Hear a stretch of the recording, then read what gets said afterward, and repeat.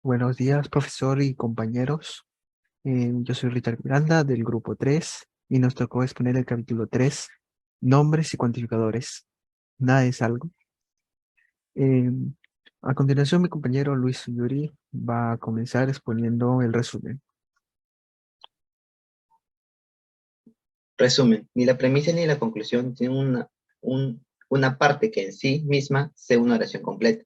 La gramática tradicional nos dice que las oraciones completas más simples están compuestas por un sujeto y un predicado. Ejemplos. Ejemplo 1. Marco vio al elefante. Ejemplo 2. Anita se durmió. Ejemplo 3. Alguien me pegó. Ejemplo 4. Nadie vino a mi fiesta.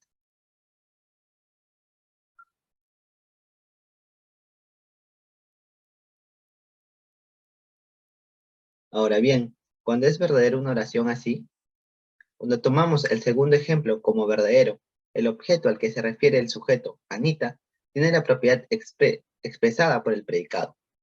Esto es, se durmió. Tanto el ejemplo 3 y 4 se utilizan la palabra alguien y nadie. Los lógicos modernos llaman cuantificadores a palabras como nadie, alguien y todos. Se distinguen de nombres como Marcos o Anita y funcionan de manera diferente. ¿Cómo funcionan los cuantificadores? Una situación está provista por una cantidad de objetos. En nuestro caso, los objetos relevantes son todas las personas. Por lo tanto, si escribimos M para Marcos, M se refiere a uno de estos objetos. Y si escribimos H por es feliz, entonces la oración sería MH, es decir, Marcos es feliz. Es verdadera en la situación precisa en que el objeto al que nos referimos como M, o sea Marcos, tiene la propiedad expresada por H, es feliz. En la oración, alguien es feliz, es verdadero si hay un objeto en que es feliz. Esto es algún objeto de la colección, llamémoslo X, es tal que X es feliz. Si escribimos algún objeto X es tal que como 3X, no, X y escribiendo es feliz como H, así esto significará, existe algún objeto X tal que X es feliz. Los lógicos a veces llaman a EX cuantificador particular. Y si escribimos cada objeto X es tal que, como esta expresión, entonces podemos escribir esto como, para todo objeto X tal que X es feliz, los lógicos usualmente llaman a esta expresión cuantificador universal. Ahora, no hay premios para adivinar cómo vamos a entender nadie es feliz. Esto significa que hay objeto, que no hay objeto, y que sea feliz y podamos tener un símbolo que signifique ningún objeto X es tal que, pero los lógicos no lo usan. Así que eh, podemos escribir esto como, no existe algún objeto X tal que X es feliz. Este análisis de cuantificadores nos muestra que los nombres y los cuantificadores funcionan de manera muy diferente. No todos los sujetos gramaticales son iguales. Inicialmente, esto nos muestra por qué la inferencia como la empezamos es válida. Escribamos G para me dio un libro. Entonces, en inferencia es, en la premisa, M, que es Marco, y G, me dio un libro, quiere decir, Marco me dio un libro. La conclusión sería, ¿existe algún objeto X tal que X me dio un libro? Es claro que sí. En alguna situación, el objeto referido por el nombre M, o sea Marco, me dio el libro. Entonces, algún objeto de la colección relevante me dio el libro. Podríamos pensar que es mucho alboroto por nada, pero es mucho más serio que eso, puesto que los cuantificadores juegan un papel central en nuestro argumento importantes en matemática y en filosofía. Acá hay un ejemplo filosófico. En una suposición natural, no pasa nada sin su explicación. No nos enfermamos de la nada, los autos no se descomponen sin haber tenido alguna falla. Esto quiere decir, esto quiere decir que todo tiene una causa. Pero ¿cuál podría ser la causa de todo? Esta causa no podría ser nada físico, ni tampoco el Big Bang, porque estas ya tienen una causa. Entonces sería una causa metafísica, o sea, Dios. A este argumento se le llama argumento cosmológico, pero este argumento tiene una enorme falacia lógica, pues la oración todo tiene una causa es ambigua. Puede significar que todo lo que sucede tiene una causa u otra. Esto es, para cada X hay un Y. De tal manera que X es causado por Y. puede significar que hay algo que es la causa de todo. Esto es, alguna y para cada X, X es causada por Y. Y si escribimos X es causada por Y como X, CY, entonces esto se puede escribir como, la primera premisa sería, como para todo objeto X existe algún objeto Y, tal que todo X es causado por Y. Premisa 2. Existe algún objeto Y para que todo objeto X, tal que X es causado por Y. Ahora, no son lógicamente equivalentes si hay una cosa que es la causa de todo. Entonces, desde luego, todo lo que sucede tiene alguna causa u otra, pero no resulta que haya una cosa y la misma que sea causa de todo. Este argumento cosmológico es ambiguo, puesto que al hablar de autos y enfermedades es uno, pero este cambio asumimos que dos se ha establecido. Además, tal deslizamiento está oculto porque en español todo tiene una causa, puede usarse para expresar tanto como uno como dos. Y si reemplazamos los cuantificadores como nombres, notamos que ya no habrá ambigüedad, pues podría ser una falla al distinguir entre nombres y cuantificadores de una razón adicional de por qué uno no podría fallar al ver esta ambigüedad. Es importante comprender los cuantificadores no son solo por lógica. Las palabras algo, nada, etcétera, no suplen a los objetos, pues funcionan de manera diferente. Tanto el nuevo caso de la cosmología, en el primer caso, no obtuvo comienzo, sino que siempre estuvo allí. En el segundo, empezó en un momento determinado. Considerando solo el segundo caso, el cosmos empezó a existir de la nada, nada físico, siendo la totalidad de todo lo físico. Ahora, considera esta oración. El cosmos empezó a existir de la nada. Dejemos que sea el cosmos y escribamos X empezó a existir de Y, como X e Y. Dada nuestra comprensión de los cuantificadores, esta oración debería significar no existe algún objeto X tal que el cosmos empezó a existir de X. El cosmos, siendo infinito en tiempo pasado, no empezó a existir del todo. Y cuando decimos que en el que la segunda cosmología del cosmos empezó a existir de la nada, queremos decir que vino a ser de la nada.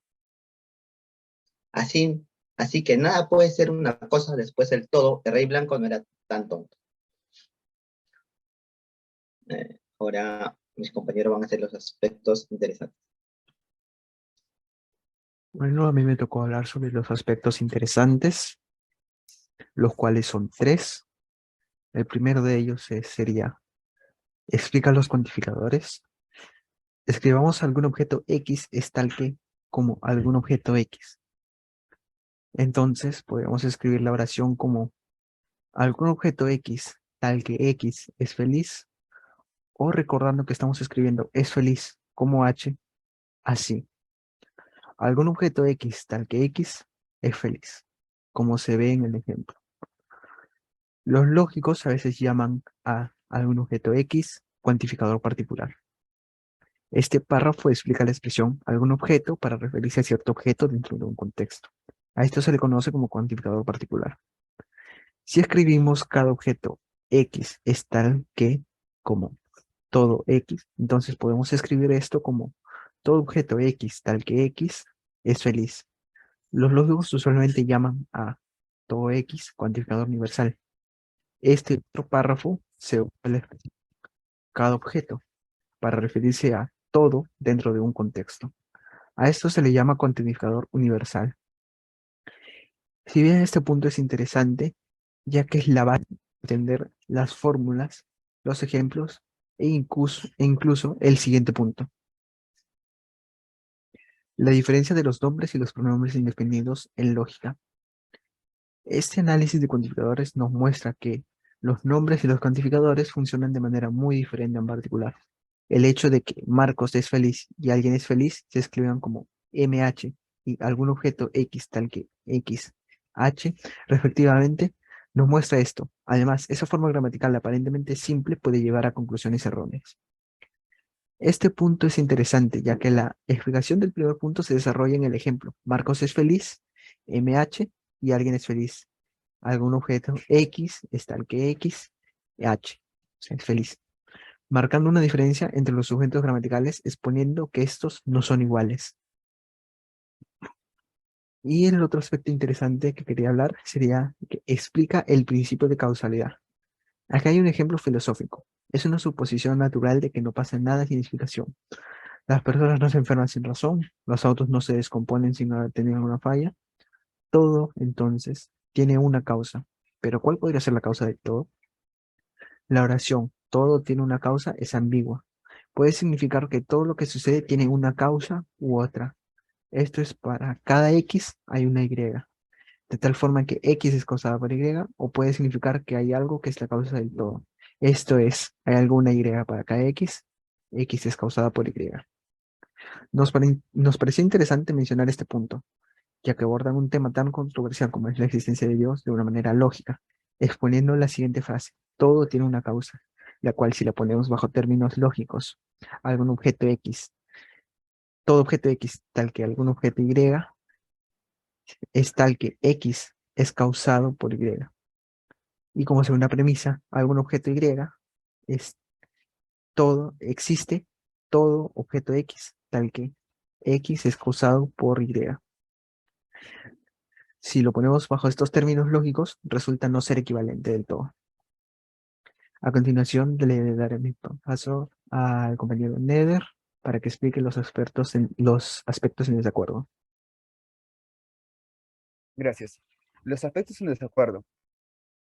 Esta frase, ¿no? Si hay una cosa que, que es la causa de todo, entonces, desde luego, todo lo que sucede tiene alguna causa u otra. Pero no resulta que hay una cosa y a la misma que sea la causa de todo. Compara, todos tienen una madre. No resulta que hay alguien que sea la madre de todos. Estamos de acuerdo con la frase anterior, ya que la madre de todo no puede estar en la misma categoría del ser, así como las piedras no están en la misma escala que las plantas, ni las plantas en el mismo nivel que los animales, ni los animales en la misma escala que los hombres. Las escalas del ser son diferentes. Todos los objetos creados están en la misma categoría.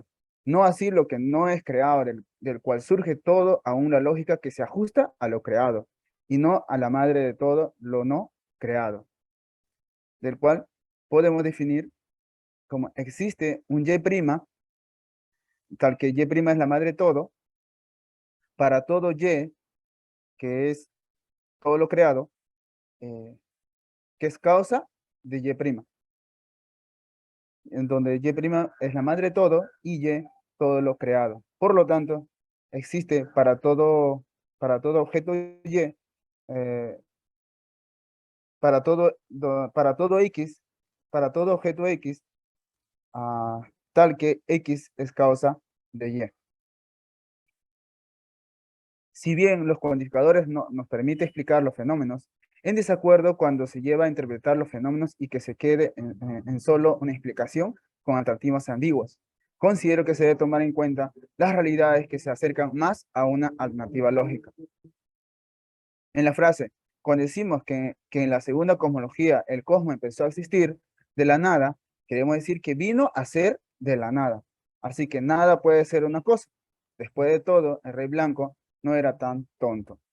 En desacuerdo con lo dicho, ya que se requiere definir a la nada como algo. Algo no es nada, ya que la nada es ausencia del ser. Bueno, gracias.